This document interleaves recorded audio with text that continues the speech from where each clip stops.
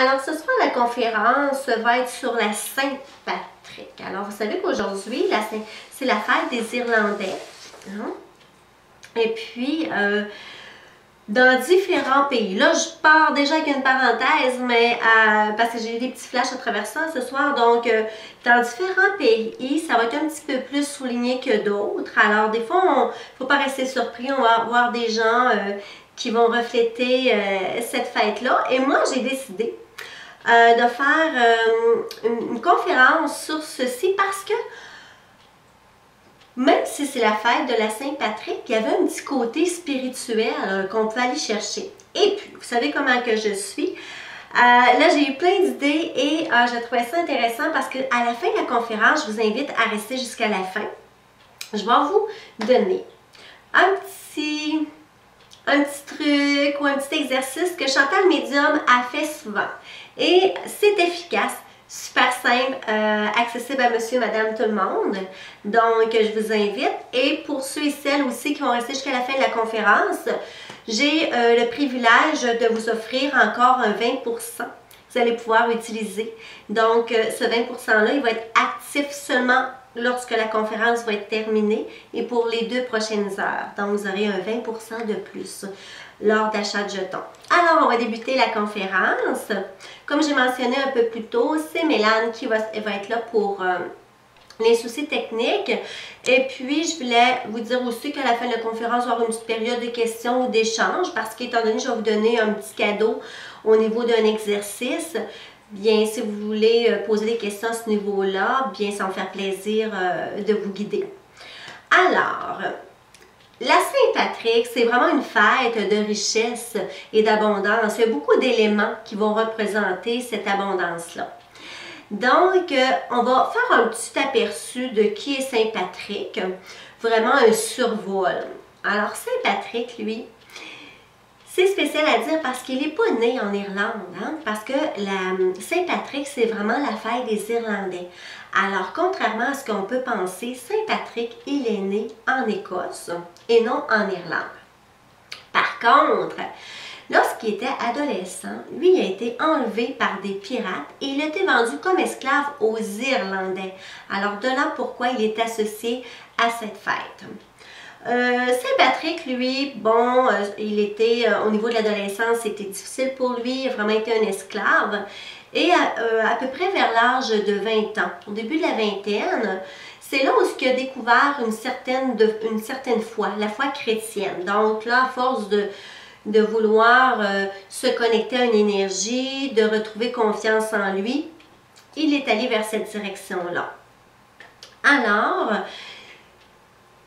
il y a un symbole qui est associé à Saint-Patrick et c'est le trèfle. Vous allez voir souvent, peut-être aujourd'hui, des gens afficher un trèfle, la couleur verte comme j'ai mentionné un peu plus tôt. Et le trèfle aussi va être le symbole de l'île, car Saint-Patrick l'utilisait pour démontrer la Trinité. Alors pour ceux et celles qui ont une foi chrétienne vont savoir de quoi je parle. Et si on va sur le côté spirituel, on ne s'inquiète pas parce qu'on parle du corps physique, spirituel et mental. Encore là, on a la Trinité. Alors peu importe dans la direction dont on y va.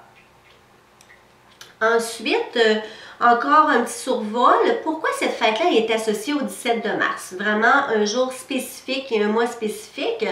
Bien, c'est vraiment simple à expliquer. Saint-Patrick est décédé un 17 mars 461. Donc, c'est assez ancien hein, comme fête. Saint-Patrick, lui, à ce qui paraît, il aurait chassé les serpents de l'Irlande. Encore là, pourquoi que je viens vous parler de ça? Vous allez voir que le trèfle est très utile dans cette fête-là. Alors, il aurait chassé les serpents. Les serpents, à l'époque, représentaient vraiment le signe du diable, hein, une énergie très négative, l'énergie sombre. Et lui, la façon, il s'en est débarrassé, il les a chassés en les jetant de la mer, sauf qu'il utilisait le trèfle pour soigner les morsures de serpents. Alors, encore une signification pour notre beau trèfle qui représente souvent l'abondance.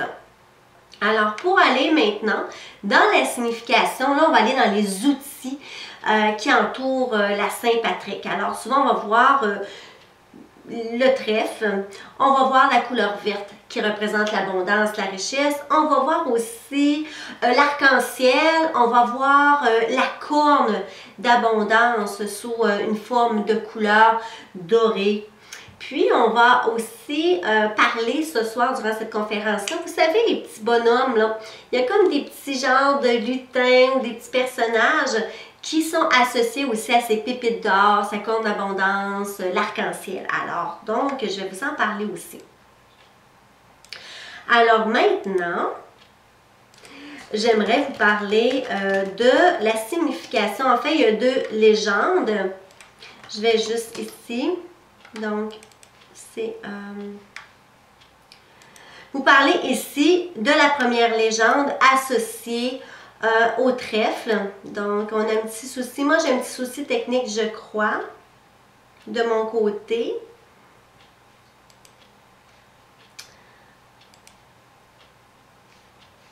Alors, voilà.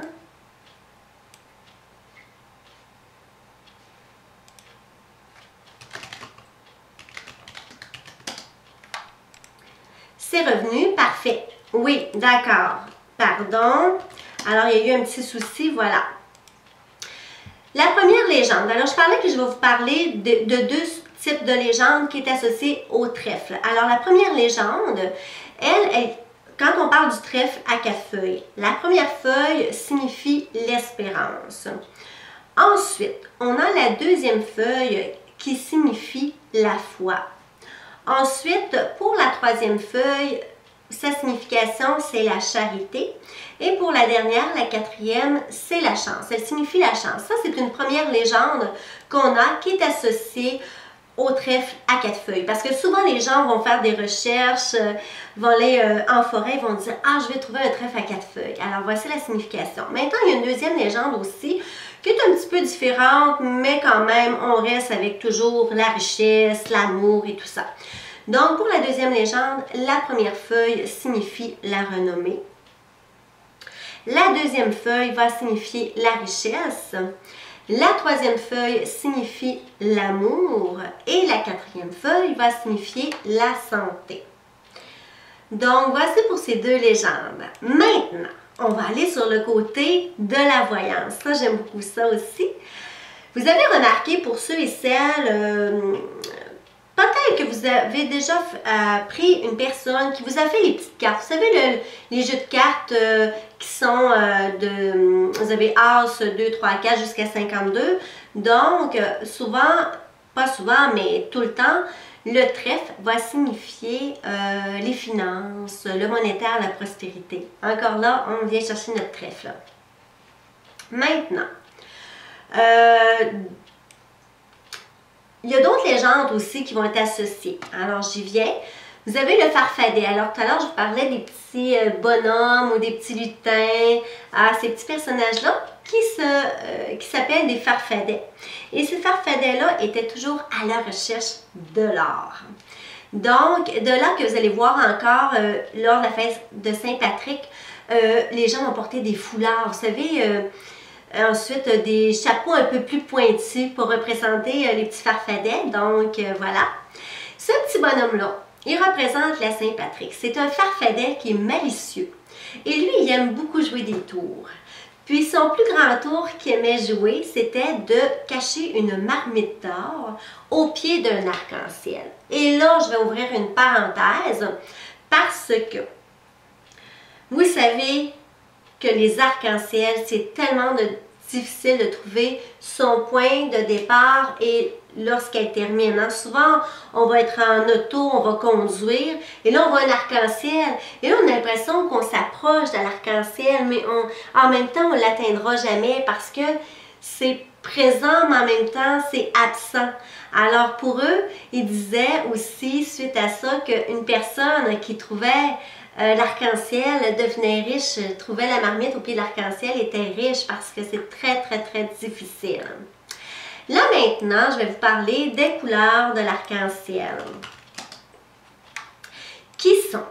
Alors, vous avez remarqué que l'arc-en-ciel, elle a toujours 7 couleurs. Des fois, on va les voir un peu plus prononcées, des fois un peu moins. Mais quand même s'il y a des couleurs qui sont moins présentes ou qu'on ne voit pas, il y a toujours 7 couleurs dans une arc-en-ciel. Et là, je vais ouvrir une parenthèse. Vous avez remarqué, l'arc-en-ciel a 7 couleurs qui sont associées aux 7 couleurs des chakras. Alors, la première couleur, on va parler du violet. Alors, le violet, qui est un mélange de bleu et de rouge. Sa signification nous rappelle d'abord l'équilibre entre le ciel et la terre. C'est très important d'être bien connecté, hein, parce que trop dans le céleste ou trop dans le terrestre va créer un déséquilibre, un débalancement. Alors, c'est pour ça qu'il y a un mélange de bleu et de rouge des deux pour faire cet équilibre entre le ciel et la terre. Maintenant, si on y va avec la couleur bleue elle est immatérielle. Elle nous fait penser comme la terre et comme l'eau. Si vous avez remarqué, la terre, c'est quand même solide, hein? Alors, lorsqu'on va creuser, on va pelleter, il y a quand même une substance. Mais prenez de la terre entre vos mains, c'est difficile à tenir, hein? Ça nous glisse entre les doigts parce que c'est matériel, mais en même temps immatériel, ça ne se tient pas vraiment nécessairement dans les mains. Et la même chose pour l'eau, hein? On va remplir nos piscines d'eau, on va se baigner dans l'eau, c'est quand même quelque chose qui est matière, mais en même temps, lorsqu'on prend de l'eau dans nos mains, elle ne tiendra pas non plus, elle devient immatérielle. Alors, pour ce qui est de la couleur verte représente le printemps, la renaissance ainsi que l'espoir. Pour la couleur jaune maintenant, au niveau de l'arc-en-ciel toujours, elle représente la puissance céleste, la lumière et est associée à la spiritualité. Donc une ouverture vers tout ce qui est dans le monde céleste, imaginaire, non palpable. La couleur orange, qui est un mélange de jaune et de rouge, vient encore parler d'équilibre parce qu'on a deux couleurs. Alors, l'équilibre de l'esprit et de la chair. Donc, c'est important, on a une enveloppe physique, mais dans l'enveloppe physique aussi, hein, il y a l'âme, qui est un être qu'on ne voit pas, qui est notre esprit, qui est notre conscience. Alors, pour la couleur rouge, représente l'interdit, hein, quelque chose qu'on n'a pas le droit. Et le blanc, qui est en fait l'unité et la totalité dans toute sa splendeur, donc l'émerveillement, l'accomplissement et puis j'en passe. Alors l'arc-en-ciel, lorsqu'on voit un arc-en-ciel, le symbole ou la compréhension qu'on devrait se faire, c'est de dire l'énergie nous rappelle de rester connecté avec la terre et avec le ciel. Est-ce que présentement, le moment que je vis, est-ce que je suis trop terrestre ou trop céleste? Alors souvent, c'est un petit rappel à l'autre, c'est un beau message de nos anges, de nos archanges, de l'univers, peu importe la croyance qu'on a. Là maintenant, on va aller dans une autre partie que j'aime beaucoup. On va parler de la corne d'abondance qui est encore attitrée à la fête de la Saint-Patrick, à nos petits farfadets un peu plus tôt. Et là, je vais vous faire encore un petit survol d'où vient la corne d'abondance, car c'est quand même intéressant de savoir d'où ça vient, pourquoi c'est comme ça. Et après, je vais vous faire un bel exercice avec la corne d'abondance. La corne d'abondance, en fait, c'était la corne d'Amalthée. C'est qu'Amalthée, c'était la petite chèvre qui a nourri Zeus, Jupiter, et qui par maladresse, quand il a joué avec la petite chèvre, il lui a arraché sa corne. Donc, lorsque Zeus, qui est Jupiter, il est devenu maître, lui, de l'Olympe, bien, ce qu'il a fait, hein, parce que pour se faire pardonner, il a fait sortir à profusion de la corne qui était arrachée, qui était tombée, des fleurs, des fruits, pour se faire pardonner et pour donner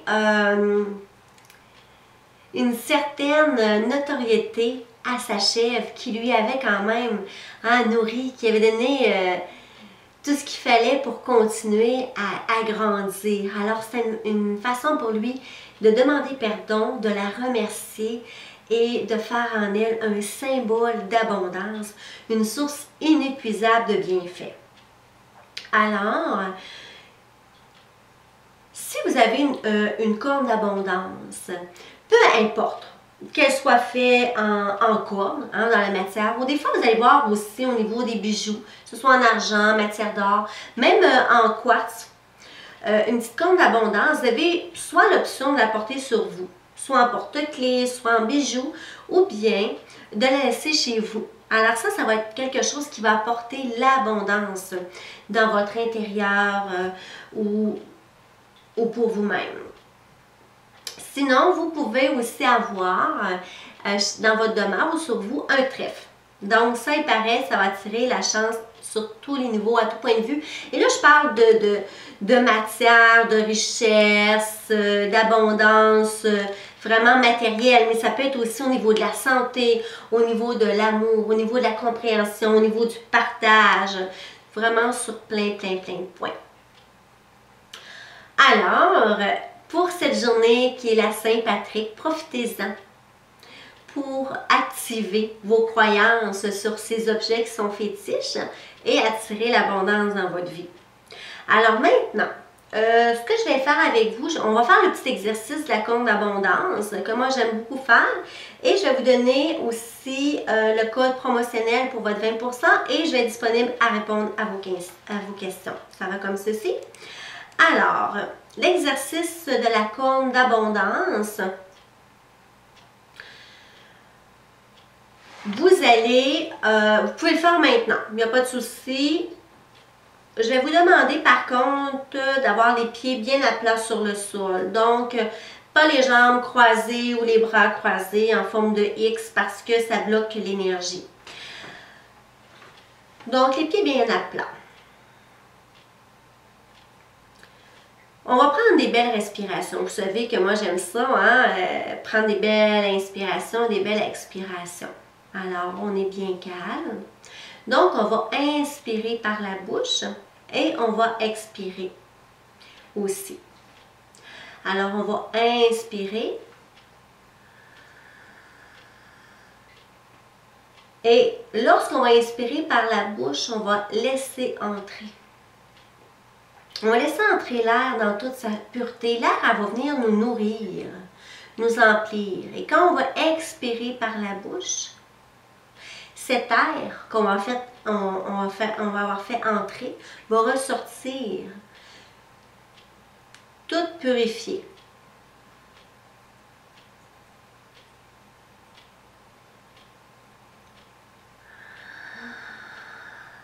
Alors on laisse entrer cet air qui vient purifier. Et on va expirer.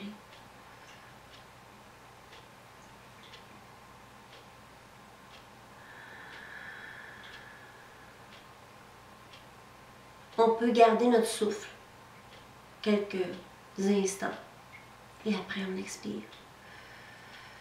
Rapidement et avec une certaine force. Maintenant, pour ceux et celles qui sont capables de visualiser, vous allez imaginer. Vous savez la corne d'abondance, l'image que c'est là. Donc, c'est plus large en haut et ça devient petit ici. Alors, vous allez imaginer au-dessus de votre chakra coronal, ici, qu'il y a une corne d'abondance. C'est tout petit et ça s'élargit vers le ciel pour devenir à peu près une belle grandeur. Et vous visualisez que cette corne d'abondance tourne. Alors, premièrement, vous la visualisez. Deuxièmement, vous lui mettez une couleur dorée. Ça peut être un blanc lumineux, un blanc doré, un jaune pâle, vraiment la couleur or. Mais il faut que vous restiez dans le doré, dans le lumineux. Et là, vous allez visualiser que cette corne tourne dans le sens des aiguilles d'une montre. C'est très important. Et vous allez penser, imaginer, ressentir, pour ceux et celles qui ne peuvent pas visualiser, ressentir que dans le grand cercle entre de l'abondance sous toutes ses formes. Donc, vous pouvez y aller comme ceci, comme je viens de dire, l'abondance sous toutes ses formes, qui va englober amour, santé, travail, argent, bonheur, respect, ou bien vous pouvez spécifier. Donc, vous dites, dans ma compte d'abondance, je laisse entrer l'abondance au niveau de l'amour, l'abondance au niveau de la santé, l'abondance au niveau de l'argent, l'abondance au niveau du professionnel. Alors, vous y allez de la manière dont vous vous sentez à l'aise et confortable. Et le plus merveilleux dans ceci, vous faites ça à peu près, je vous dirais, 1 à 3 minutes. 3 à 5 minutes. 5 minutes maximum et minimum 1 à 3 minutes. Voyez-vous, donc un minimum 1 minute à 5 minutes maximum. Et puis, vous pouvez le faire à plusieurs reprises en cours de journée, en cours de semaine, en cours de mois. Il n'y a pas de contre-indication. Et par la suite, vous laissez aller. C'est tout. Alors voilà pour le petit exercice. Et vous allez voir, ça fonctionne vraiment. Vous allez sentir une différence. Et vous savez, ça peut être l'abondance au niveau de la compréhension, que vous avez vécu des fois un conflit, un différend avec un collègue, avec la famille. Vous pouvez demander de l'abondance dans le pardon, l'acceptation. Pour ceux, vous voyez, des fois, il y a des pays aussi qui sont démunis au niveau de l'alimentation, l'abondance dans la nourriture, l'abondance dans la sagesse, dans les connaissances. Il y a tellement de choses qu'on peut aller chercher de l'abondance. C'est merveilleux. Alors maintenant, je vais être disponible à répondre à vos questions. Je vais vous inscrire le code promotionnel. Donc, voici. Alors, pour le code promotionnel de 20% supplémentaire sur l'achat de jetons, c'est ASTIRAL en majuscule, suivi du 34. Alors, il faut que vous l'inscriviez comme je viens de le mentionner. Et ça va vous donner 20% supplémentaire pour les 2 prochaines heures. Alors, est-ce qu'il y a des personnes qui auraient des questions concernant la conférence? Je suis désolée, le petit bug, j'ai voulu écrire en même temps et ça n'a pas bien fonctionné pour ceci. Il n'a pas bien pris. Coudonc. C'est des choses qui arrivent. Hein? Alors, voilà.